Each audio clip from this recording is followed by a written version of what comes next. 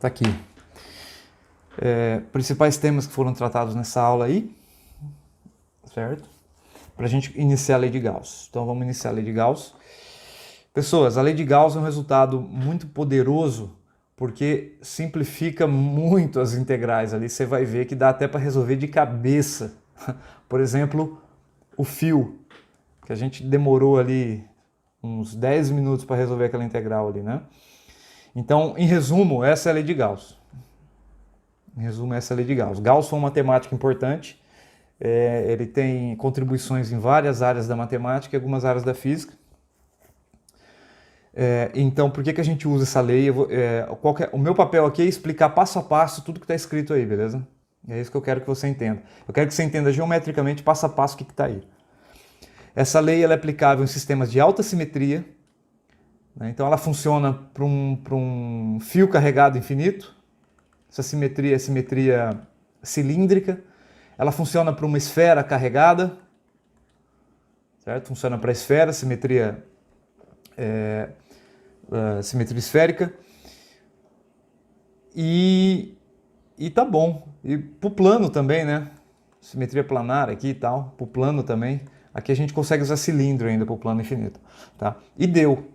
Se você for tentar estudar o anel já não dá. O disco não dá, só via aquelas integrais, beleza? E ela ajuda a gente entender como é que as cargas são distribuídas em condutores. E aqui estão as aplicações top, que é o que você vai ser cobrado, tá bom? As características de um condutor carregado. Aí aqui a gente então amanhã vai falar de poder das pontas, vai falar da gaiola de Faraday, tudo amanhã. E as conclusões que a gente vai tirar vêm dessa lei aqui, tá?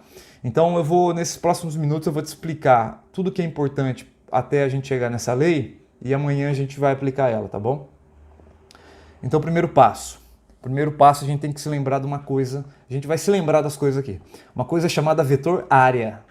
Por mais bizarro que isso pareça, a gente pode atribuir um vetor à área. Você pode atribuir vetor a qualquer coisa na tua vida, certo? É só ter uma informação direcional, é só colocar uma informação direcional naquilo ali. Tá? O que é o vetor área? A definição do vetor área. Você pega um módulo da área de alguma coisa, de alguma região, você pega o módulo da área, calcula a área daquela coisa e multiplica pelo versor normal ou vetor normal à superfície. Existe uma área A, delimitada aqui. O vetor normal está em preto. O vetor normal é aquele que forma um ângulo de 90 graus com aquele ponto ali, certo? Se a tua superfície for uma coisa maluca, né, se uma coisa maluca assim, você imagina que isso aqui é calcular o vetor normal nesse ponto, você imagina um plano tangente a esse ponto e o vetor normal é perpendicular àquele plano, tangente naquele ponto. Isso aí vem do cálculo. Tudo bem, então? Professor, só um comentário rápido. Isso tem muita cara de produto vetorial. Tem alguma coisa a ver? Produto escalar. A gente vai ver o produto escalar aqui. Não é o vetorial, que o vetorial dava a área do paralelogramo, né? Isso. Mas não, isso aqui é uma definição, cara. Isso aqui é a definição do vetor normal, vetor área. Tá? Então, de novo, eu quero o vetor área de uma superfície. Eu calculo a área daquela superfície, pode ser um quadrado, pode ser um retângulo, um trapézio, qualquer área que você conheça, um círculo e tal. Qual é a direção do vetor área? A direção é normal à superfície. Legal? Tem aqui uma regra. Qual que é a ideia aqui? A ideia é que as superfícies elas são malucas, certo? A superfície não é um plano muitas vezes. A ideia é você quebrar essa superfície em pequenos elementos de área dA. Cada elemento de área dA me gera um vetor dA, que é dado pelo módulo dA, aquele elemento de área, vezes o versor normal em cada ponto. Então você está vendo ali que cada ponto nessa superfície tem um vetor normal diferente. Numa superfície esférica, né, que é o caso que a gente mais vai estudar, o vetor normal, ele por acaso passa pelo centro da esfera. Em cada ponto que você quer descobrir o vetor normal, basta você traçar o raio e desenhar o vetor normal. Isso aqui vai ajudar bastante. Essa simetria radial aqui também, né? Bacana? E essa regra de sinais aqui sim é importante. Porque as superfícies que a gente vai pegar, elas são superfícies fechadas. Uma superfície fechada é aquela que delimita um volume. Não é o caso da primeira, nem é o caso da segunda, mas é o caso dessa superfície da esfera. Ela delimita um volume, então a gente diz que ela é uma superfície fechada. A regra de sinal do vetor normal para a superfície fechada é... Tá aqui, ó. O vetor normal sempre aponta para fora da superfície. Ele é positivo para fora. Então o vetor área numa superfície fechada é positivo para fora. Isso é importante. Faz diferença. Tá, então, esse quadrado aqui, ele está no plano XY. X, Y, certo? O eixo Z está saindo aqui. Ele tem lados de, sei lá, 5 centímetros. 5 por 5. Escreva o vetor área desse sujeito.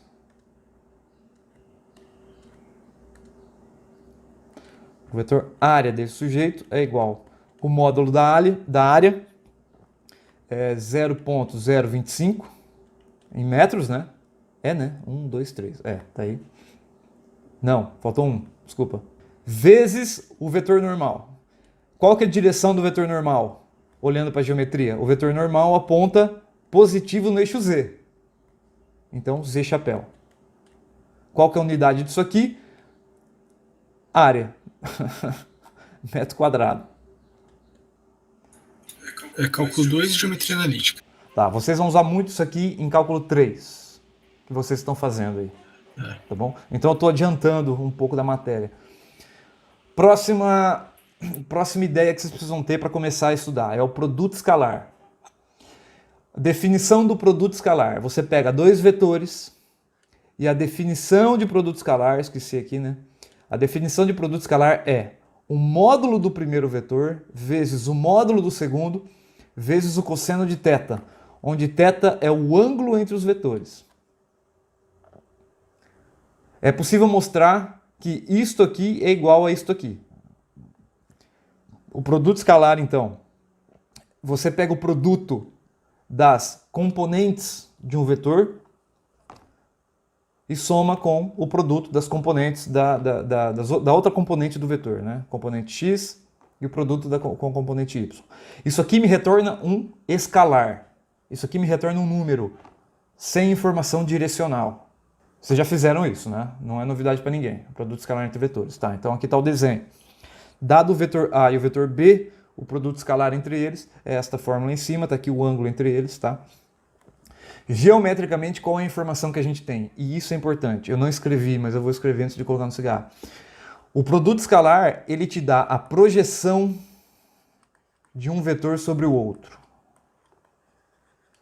Ele te diz a quantidade projetada, certo? Então, A cosseno θ é a projeção sobre B. Você sabe o quanto de A está projetado sobre B. E também o quanto de B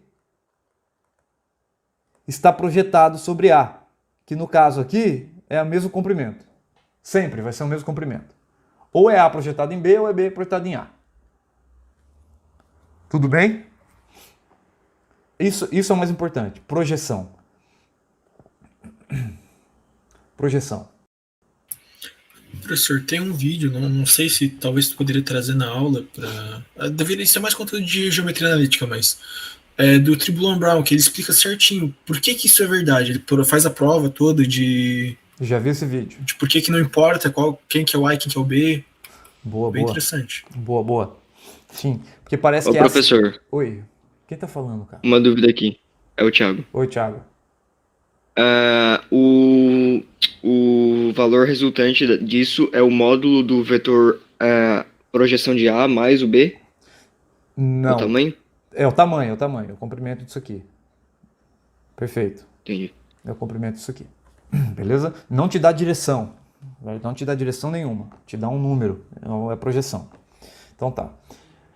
Vamos seguir então. Vamos falar de fluxo agora. A palavra fluxo.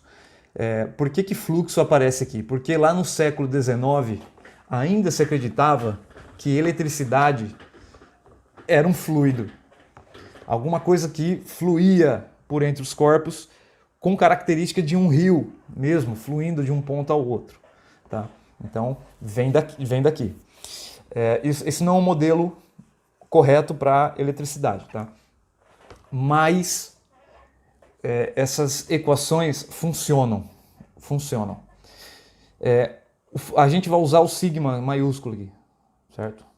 Para fluxo. Então, o que o fluxo elétrico mede? É uma medida da quantidade de campo elétrico que atravessa uma superfície. Desenhando para você. Você imagina que tem uma carga aí que projeta campo em todas as direções do espaço. Se eu imaginar uma superfície qualquer, não precisa ser fechada, certo?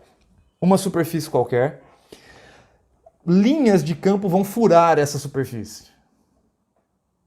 Ou vetores campo elétrico furam essa superfície. O fluxo elétrico é uma medida de quanto campo está passando por essa superfície. É claro que aqui tem uma informação escondida. Porque dependendo de como eu desenho a superfície, eu posso ter fluxo máximo ou não tenho fluxo. Porque olha só o primeiro caso. Você desenha uma superfície perpendicular, você está vendo aqui, a superfície é perpendicular às linhas de campo. Percebe ali? Aqui a gente consegue medir fluxo, porque as linhas furam o campo. Agora, conforme eu inclino a superfície, menos fluxo eu vou medir, porque essas linhas de baixo aqui não pegam mais na superfície, tá vendo? Elas estão passando por fora. Você tem menos campo furando a superfície. E agora, se eu inclino totalmente ela, se a superfície é paralela ao campo, como você está vendo aí, eu não tenho fluxo. Nenhuma linha fura a superfície. Apesar delas tangenciarem a superfície, elas não furam a superfície. Essa é a ideia de fluxo. Tá? Então, por exemplo, o que é o φ aqui? A gente por isso que eu defini o vetor área. Porque a gente vai comparar a linha com o vetor área, que é o vetor normal à superfície. Se o ângulo entre eles for zero, ou seja, se o campo estiver exatamente sobre o vetor área, eu vou ter um fluxo máximo. Agora, se o campo formar um ângulo de 90 graus com o vetor área, eu vou ter fluxo zero. Legal, né? Isso sim é o produto escalar. Porque eu estou medindo a projeção do campo sobre o vetor área. Você perceba que no primeiro caso, o vetor campo ele é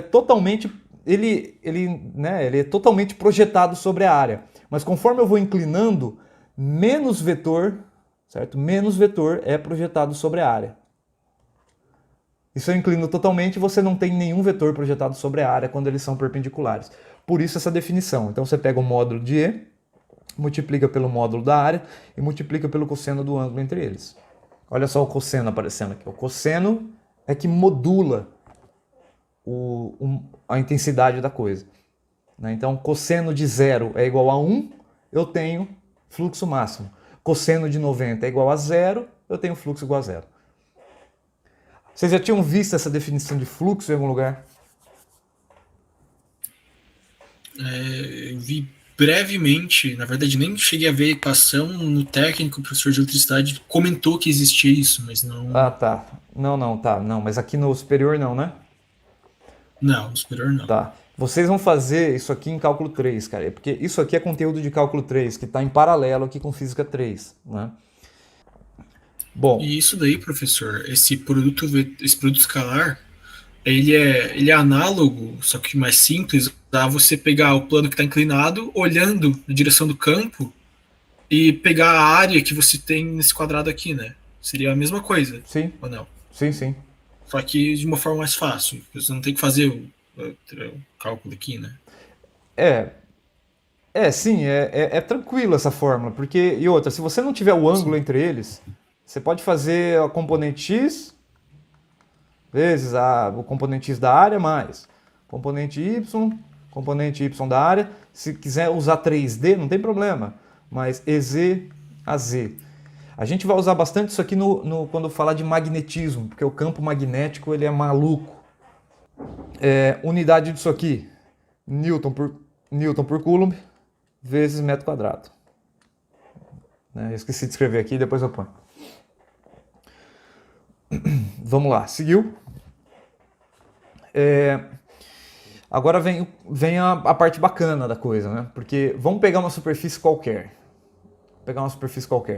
Essa superfície, como as linhas estão furando essa superfície, isso aqui não é muito simétrico, certo? Então, em cada ponto dessa superfície, você tem um campo apontando para uma direção e um vetor normal apontando para outra. Beleza? Então, para cada elemento de área dA, você vai ter um fluxo diferente. Ó.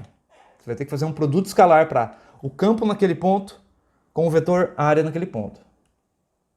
Vocês estão vendo onde vai chegar isso aqui, né? Então, se eu quero o fluxo total por essa superfície, eu vou ter que fazer uma soma sobre todos os elementos.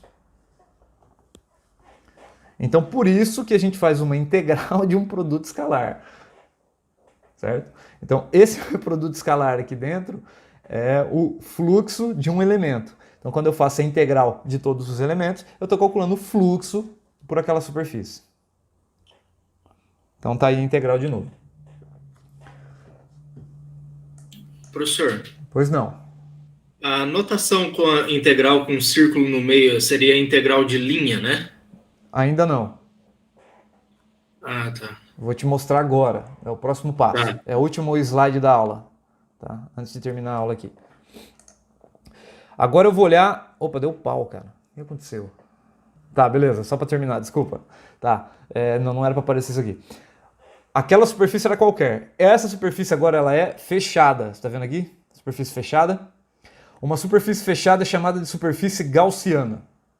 Superfície fechada é chamada de superfície gaussiana. Então você imagina que essa superfície está sendo perfurada por linhas de campo ou por vetores campo. Eles entram num lugar e saem no outro. Eles estão passando pelo espaço, você delimitou mentalmente uma superfície. Tá? Em algumas regiões, né, se você olhar, por exemplo, do lado esquerdo, o vetor área que aponta para fora, ele aponta para fora, enquanto que o vetor aponta para dentro. Ó. A componente do vetor está para dentro aqui, não era para dar zoom. Tudo bem? Isso aqui vai me dar um fluxo negativo. Fluxo negativo. Outras regiões, você vai ter fluxo zero, porque o vetor só está tangenciando a superfície, não está furando ela. E em outras regiões, fluxo positivo. Né? O ângulo está entre 0 e 90 graus. Beleza? Quando eu faço a soma de todos os elementos áreas sobre a superfície toda, aí sim eu uso esse símbolo aqui. Certo? Esse símbolo quer dizer a integral sobre uma superfície fechada. Se você não coloca a bolinha na integral, eu entendo que é uma integral sobre uma superfície aberta qualquer.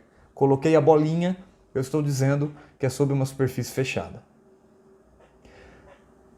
Então, tá aqui. Essa integral denota fluxo elétrico total ou líquido sobre uma superfície fechada. Por que líquido ou total? Porque você vai ter que diminuir, né, o fluxo desse lado com o fluxo desse lado. Você precisa ver, certo? Se entrou mais que saiu, ou se saiu mais que entrou, e por aí vai. Tá bom? Uma superfície fechada na região de um campo elétrico é denominada superfície gaussiana. Vocês entenderam essa fórmula aqui, pessoas? Era aqui que eu queria chegar. Todo mundo entendeu essa coisa que, quando escrito, né, tem pessoas que fazem tatuagem disso aí. Você olha e fala, meu Deus, isso aí é muito louco. Então a minha missão hoje foi te dar uma ideia clara do que significa cada termo que está escrito aí, passo a passo. Amanhã a gente vai usar essa integral em muitas geometrias. Alguma dúvida? Professor, e daí a lei de Gauss, que é aquela primeira que tu passou no primeiro slide, que é onde a gente vai chegar na aula de amanhã, é simplesmente um valor para isso daí, é quando ela segue algum padrão, Isso, certo? isso. Esse aqui é o primeiro lado da lei de Gauss, é o lado esquerdo da lei de Gauss. O lado direito fica para amanhã. tá bom? Então tá, pessoas, a aula era essa. Eu vou dar uma editada no que eu gravei aqui e assim que possível eu compartilho. Então amanhã a gente conversa mais, tá? Vou deixar vocês aí porque já deu 9h46. Tá bom? Então um abraço. Quem tiver dúvida pode ficar, quem não tiver, então até amanhã, tá?